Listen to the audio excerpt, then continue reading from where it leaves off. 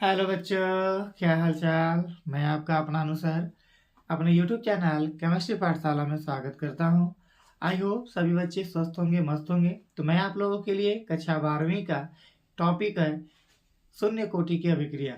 इसके बारे में हम लोग आज डिस्कस करेंगे। इसके समाकलित व्यंजक के बारे में डिस्कस करेंगे।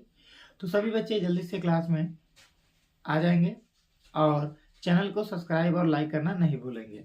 चलिए, तो हमारा जो टॉपिक है वो क्या है? शून्य कोटि की अभिक्रिया है। तो शून्य कोटि की अभिक्रिया किसे कहते हैं? तो वह अभिक्रिया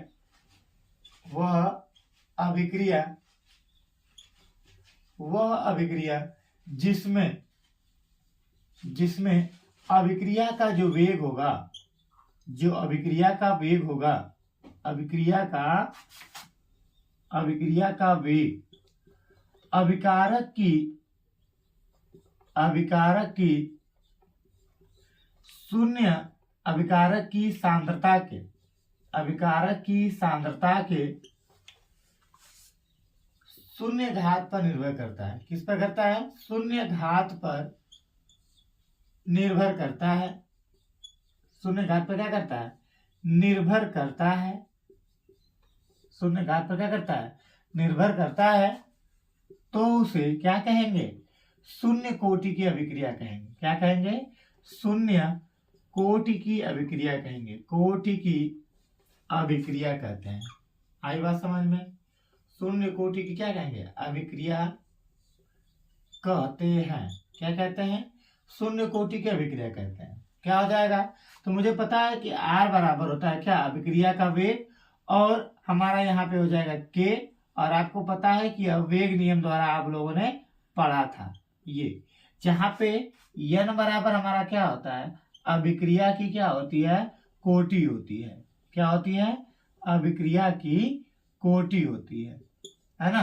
क्या होती है? अभिक्रिया की कोटि। तो यहाँ पे n बराबर हमको क्या लेना है? शून्य लेना है। तो यहाँ पे हो जाएगा R बराबर K। क्या हो जाएगा? R के पावर क्या हो जाएगा? शून्य हो जाएगा। तो इसी को हम लोग क्या बोलेंगे? शून्य कोटि की अभिक्रिया।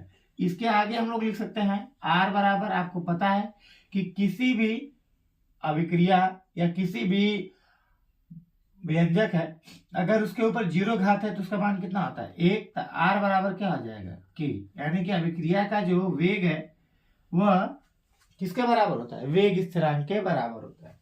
यहां तक आप लोग को समझ में आया कि शून्य कोटि की अभिक्रिया किसे कहेंगे?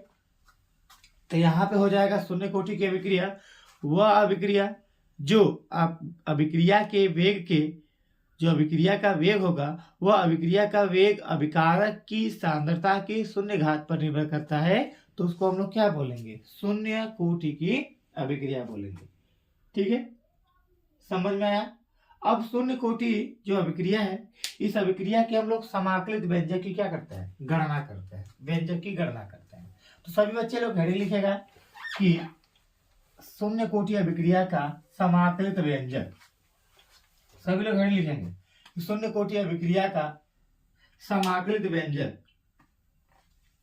शून्य कोटि अभिक्रिया का समाकलित व्यंजक। समाकलित व्यंजक है ना? ये फार्मूला आपका डराइव करेंगे हम लोग। तो आपको पता है अभिक्रिया का वेग।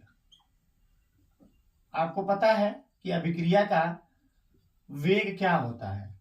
अभिक्रिया का वेग क्या होता है? तो आप लिखेंगे R बराबर D। R की सांद्रता बटा में क्या हो जाएगा भैया? dt हो जाएगा। और जब अभिकारक रहता है तो उसके सामने हम लोग क्या लगाते हैं? माइनस का साइन लगाते हैं। इसको मान लेंगे इक्वेशन नंबर 1। यहां से आप पढ़ेंगे वेग नियम से। क्या करेंगे? वेग नियम से आप लोग पता है कि R बराबर क्या होता है? K। R के पावर क्या होता है? n होता है। इसको मान लेंगे समीकरण नंबर क्या? 2।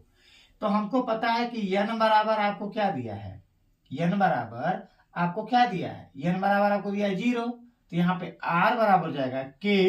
यहाँ हो जाएगा R के घाते कितना हो जाएगा? 0। अब R बराबर क्या हो जाएगा? यहाँ पे K हो जाएगा। R बराबर क्या हो जाएगा? K हो जाएगा। अब यहाँ पे हो जाएगा समीकरण नंबर कितना? 3।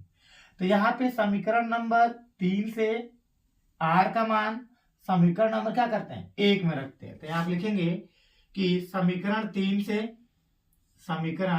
3 से r का मान समीकरण नंबर 1 में रखने पर, समीकरण 1 में क्या करते हैं रखने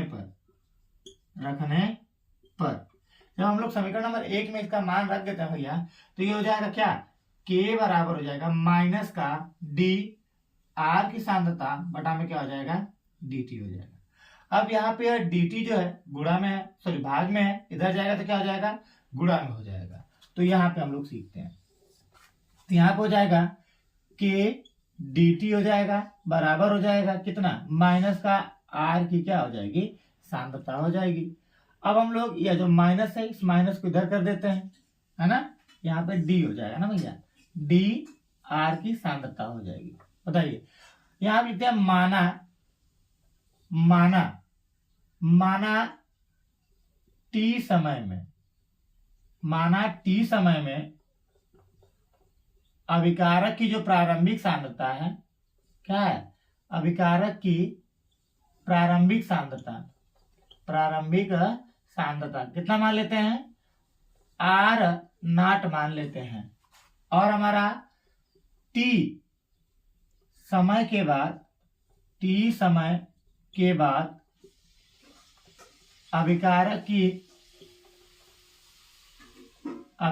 की जो सांद्रता हो जाएगी, अभिकारक की क्या सांद्रता, अभिकारक की सांद्रता क्या हो जाएगी RT हो जाएगी। क्या हो जाएगी RT हमारी कौन सी सांद्रता है, बची हुई सांद्रता है। क्या है, बची हुई सांद्रता। या लिख सकते हैं आप कि t समय के बाद अभिकारक की बची सांद्रता क्या मान लेंगे आप, RT मान लेंगे। क्या मान लेंगे, RT मान लेंगे। तो अब हम लिखेंगे यहाँ पे कि यहाँ पे हम लोग ना 0 लेते हैं ना, माना प्रारंभ समय में अभिकारक की जो प्रारंभिक सांद्रता कितनी RT हो जाती है ना। तो यहाँ पे हम लिखेंगे कि समीकरण नंबर 4 दोनों पक्षों का क्या करते हैं, दोनों पक्षों का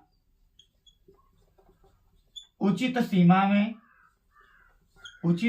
में क्या करते हैं, समाकलन कर देते हैं। क्या कर देते हैं, समाकलन कर देते हैं। समाकलन करने पर जब दोनों पक्षों का समाकलन करेंगे तो यहाँ हो जाएगा k हमारा कांस्टेंट है तो बाहर हो जाएगा, ये हो जाएगा t बराबर हो जाएगा माइनस, यहाँ पे हो जाएगा क्या d r की क्या सांद्रता।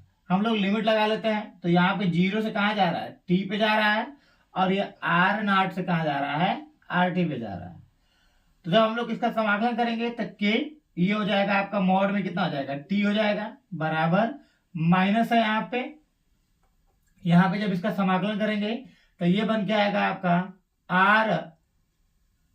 r बनेगा, और यहाँ से r0 कहाँ से RT तक, ये आपकी सांद्रता बनेगी। ठीक है, RT तक। अब हम लोग क्या पता है कि 0 से कहाँ तक हो जाएगा t, तो हमको जब इसको सॉल्व करेंगे तब हमको क्या पता है, अपर लिमिट माइनस क्या होता है लोअर लिमिट। तो यहां से करेंगे अपर लिमिट माइनस, अपर t दिया है, लोअर क्या दिया है 0 बराबर माइनस हो जाएगा, अपर क्या दिया है RT दिया है, लोअर क्या दिया है R0 दिया है। ठीक है, अब यहां से हमारा क्या हो जाएगा KT हो जाएगा बराबर हो जाएगा आपका कितना, माइनस हो जाएगा RT और प्लस हो जाएगा क्या R0। इसको जब हम लोग सॉल्व करेंगे आगे पीछे करेंगे तो t बराबर कितना हो जाएगा R0 माइनस हो जाएगा RT बटा में आपका कितना हो जाएगा k।